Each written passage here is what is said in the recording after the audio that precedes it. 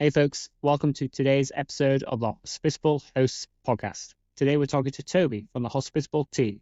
This is the first in a series of episodes speaking to Hospitable team members that are SDR hosts themselves.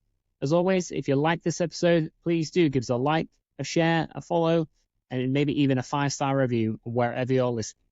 Thanks. Hey Toby, thank you so much for joining me today. Hi, thank you for having me. Cool. Cool. So yeah, obviously, welcome to the podcast. Your first episode, and obviously looking to kind of get to know you a bit better. Our audience obviously want to know some of the people that work behind the software. So maybe we can start off with introducing yourself, where you're based, what you're working on. All right, my name's Toby, and I'm based in Abuja, Nigeria, which is in West Africa. And I've been with the company for about over 3 years, and I work as a support engineer. So basically handling all the CS or customer support stuff on the more technical side, and then providing tools to make our CS team deliver to you faster. Nice, sounds good. And then maybe tell me a bit more about your experience of kind of going from team member to becoming a hospitable host, essentially, and that transition and when that came about. All right. So it started out with having a bunch of fake listings, just trying to test stuff that we do just to see because someone's gonna have a report that this isn't working. But then in some Yeah. cases we didn't really know what the UI is. We know what it's supposed to be or how the process works, but we don't know how to guide our hosting to tell them to get those things done. So we'd have these fake listings, and in some cases they get blocked, so we have to create them a few times. It became a hassle. And then one day I was like, wait, why can't I have a real listing actually? Like, I think with Hospitable probably won't be that much of a hassle to manage it because that's my thing. It was me Yeah. thinking, can I actually manage it if I had it? So I had this little room set up. I got a studio apartment, very tiny room in a nice part of town, and then I had my first listing. And this was about like exactly 1 year ago, so around July last year. That's amazing. Obviously, like, listeners won't realize it, but as part of like onboarding for everyone at hospital, everyone goes through that process of creating like a fake Airbnb listing. Or obviously, if they've already got one, they can use that. But basically, everyone has to go through that process of connecting an account and seeing what the customers see. And I love that you've gone one step further and you've actually gone, well, you know what? I'm going to actually get a property and actually do this for real and do the whole process and really see everything through the customer's eyes. Yeah, and I think that also helps as well because like now you can also feel the urgency, right? It's one thing to know that there's somebody requesting for this, but when you have a guest that's requesting for something from you, then there's like more urgency. So I now have the full experience of what the host feel. Nice, yeah. And then you said that, you were worried about if you'd have enough time and, you thought that with Hospitable, you would have enough time. What specifically about the software has helped you to, yeah, have the time to have a full-time job, but then also do the hosting side of things? So it's 100% the communication, right? So when from the I took my time to set up all the information about the property that I could. So I spent the time setting up every single information, putting all that information in Airbnb, which is what I started with. But then I also took the time to like go in Hospitable and then putting extra information. I put automated questions and their responses. I put stuff with the whole everything that's new. So that basically is what gives me most of my time is the fact that because most of the thing times all the guests that come through, they're asking almost the same things. It's just like they Yeah. don't know. And so in some cases they're already listed. So it's there, they don't read, but they just want to ask. So yeah, so that's one thing. And then I felt like for someone to come to your property and have like a good experience, it's just no more than just, hey, here's how to check in. It's like, here's how to check in. Here's what you could do should you want to do it. And and I feel like guests have a better experience when they get that from communication rather than dumping like a big old PDF at the Yeah. beginning of their booking. So the fact that it could come on demand, that I felt was gonna be a difference, and I've experienced that it actually was really helpful or is really Nice. helpful. Nice. Yeah, I think a lot of our customers say that, right? That guests need information repeatedly and they need to receive it at the right times as well, right? It's makes no sense to just dump it all them at one point once they've just arrived at the Airbnb, basically. Yep. Cool. And so tell me, 1 year in, how's hosting going? What's your general feeling on it? Successful? Any horror stories that we should know about?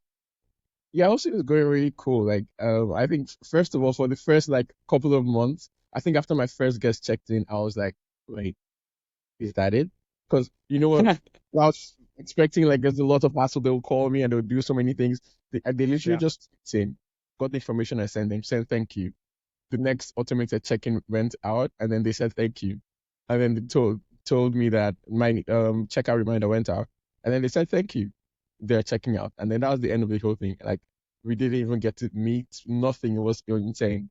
So yeah, it's been a really nice nice experience. There's not much. Okay, the only horror story I had was one time one person basically came in and then took the tolls away when leaving. And funny thing is that that Really? was the first guest. So this first guest, who was like the guest that didn't really say anything, just said thank you, thank you, thank you, also took the tolls away. So I was like, why did you do that? And then today I don't know. So that then made me change my toll policy, and I started doing like on demand for a while. But then I Okay. felt that's not really the smartest thing because of one person, so I just basically got it back.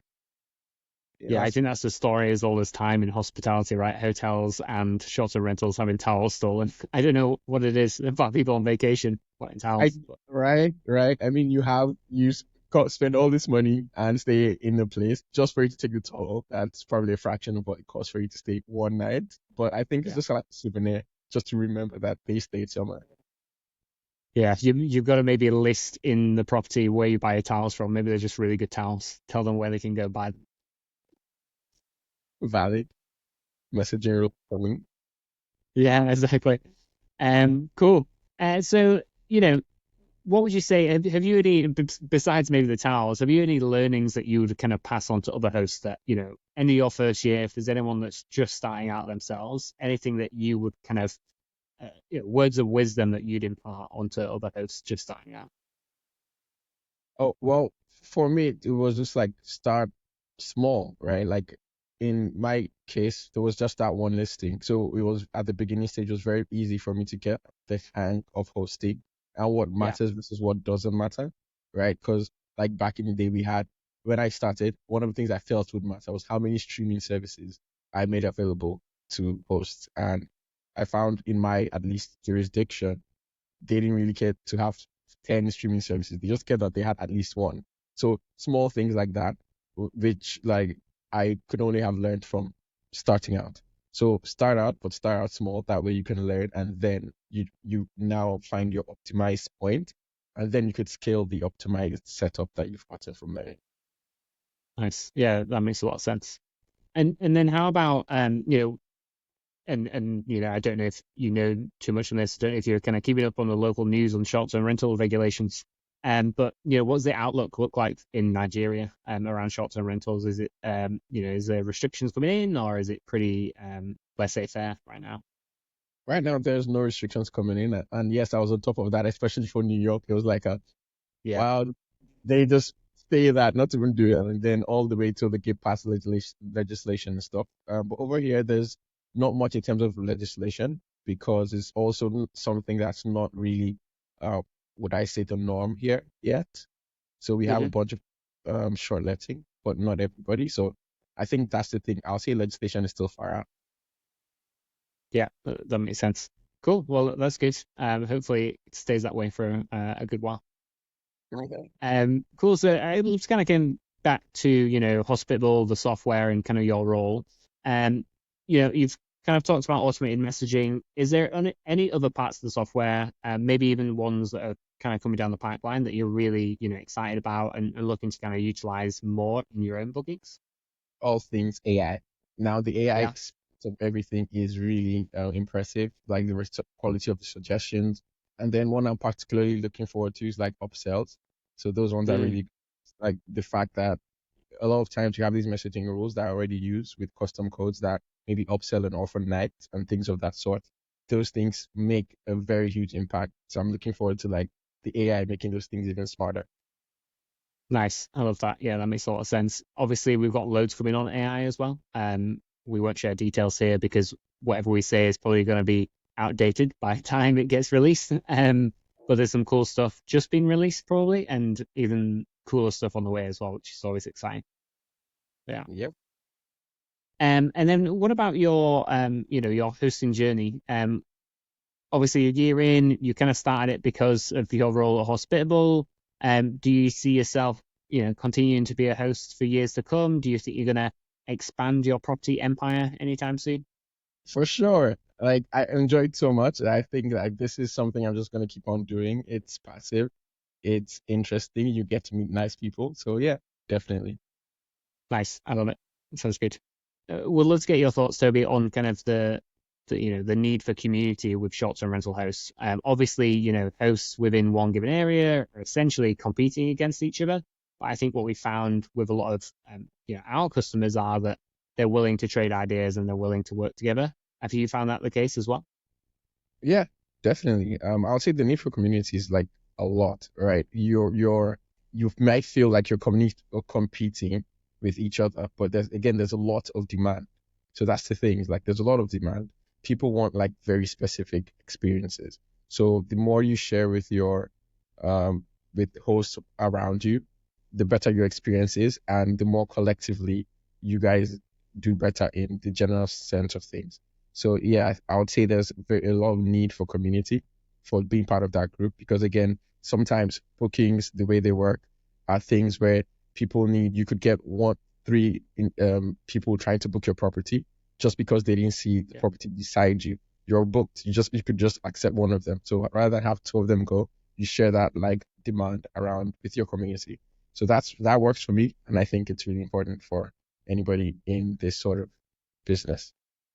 Nice, yeah, I love it. And obviously, you know, having that local community as well is a good way to trade ideas and tips, right? If someone's stealing all your towels, and you've had experience of dealing with that, you can, let other hosts know how you dealt with it, right? And learn from each other. Yeah, exactly. Cool, I love it. So maybe just to kind of, getting towards the end here, I don't want to take up too much of your time, but um, in terms of your role and what you're working on, how can you, help hosts more? How, can hosts, provide more feedback? What is a way that basically hosts can help you help them, essentially? Yeah, when you reach out to us, have some give us as much info as you can, right? When you reach out to us, in some cases, you're reaching out to us for new features that we personally haven't seen. So we have to Yeah, respectively go and check that out. Or there are some features that we know about, but it takes like a very unique set of instances or scenarios to actually have it fully set up to have the experience of that feature. So give us as much information as possible, videos, pictures where you can, and then just basically more importantly, give us some time, and then we'll get back to you. yeah, that's fair. Yeah, context is always very helpful for the support team, for the engineers, for everyone involved in the process of building a product. Okay. So yeah, so like I said, I don't want to take up too much of your time. I think maybe, last thing I'm going to ask from you, Toby, is projections for the short-term rental industry into next year. So you've obviously talked about AI. Maybe that's kind of like one of the projections. What do you see coming for the industry? Is it going to be more regulation, more AI, more direct booking? What are some of the big things coming from your viewpoint? I'll say big things are actually AI and direct bookings, right? Hmm. Because right now, with the regulations, everybody's needing some sort of niche thing to be able to Yeah. comply with the regulations, right? So it's not as easy as it was for a platform or an OTA where, okay, we just had this thing and then you guys could use it, but it's like everybody's having very different, would I say, requirements or regulations. So I think as more regulations come out, people are going to need to go direct for a lot more to be able to do their thing in a compliant way. And so more AI, more regulations, but I do not think that it's going to be like a demise of the industry. So I think that there's way more people still coming into the industry, but I feel like it's going to go from just basic stays to maybe more themed stays. So people want to come to stay at your property for a reason, not just because I need a place to stay. I think that's what the difference would be. Yeah, that makes sense. I think we're seeing certainly with younger generations of travelers that more experiential, right? It's not just a place to sleep. it should be an experience to stay, right? Themes, I think there's upselling to be had as well, different experiences to be done at the property and that kind of thing. We're certainly seeing, uptick in partners like the host co seeing more demand for their experiences as well. Yeah, exactly. Cool. Okay. Well, Toby, thank you very much. It's been fantastic having you on. Hopefully, our listeners have enjoyed learning a little bit more about you and your role. Thank you so much for having me. Have a wonderful day. Cheers, Toby. Thanks again for listening, folks. Hopefully, you enjoyed Toby's story of hosting in Nigeria and being part of the Hospitable team. If you did like the episode, please don't forget to like, share, follow, maybe even give us a 5-star review. It'd be much appreciated. Thanks.